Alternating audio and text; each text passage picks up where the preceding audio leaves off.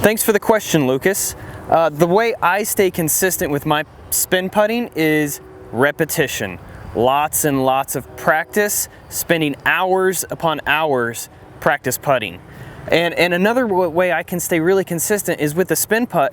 It's pretty much the same release, no matter if it's a 10-footer, a 15-footer, a 30-footer, even a 40-footer. I'm on that same release, the same angle, which is why the repetition comes into play. You bring up a good topic, Lucas. Push putting, spin putting, what's the difference? Well, push putting is typically done with a fan grip on the disc. And it's more of a loft or a toss in as opposed to a throw in. Most players do use a straddle putt. Typically you line up as a straddle, and it's more of a motion, more of a toss in motion with the fan grip. And most people don't understand it. It's not like a real just throw. There is actually spin on the disc when it is putted in the basket. Spin putting. I'm from Kansas, so naturally I'm a spin putter.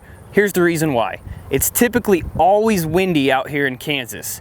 Therefore, the push putt doesn't really work as well for me, because if you get the disc up in the air, up in the wind, it's usually not going to either make it to the basket, or it's just going to be too floppy and not fly the way you want it to. That's why I'm more of a spin putter. It's more of a throwing motion as opposed to a toss. Here's my grip. It's a modified power fan grip. I have my fingertips on the flight plate of the disc with my index finger curling over the rim. For my stance, it's typically the same stance. You can do a straddle putt with spin putting, but I recommend the staggered stance with my front plant foot being off just a little bit, not quite facing directly at the basket, but just off.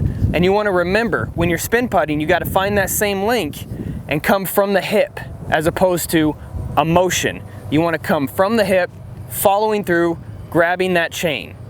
So spin putting versus push putting. It's really just personal preference. The best way to do it is get out to a practice field and practice, practice, practice.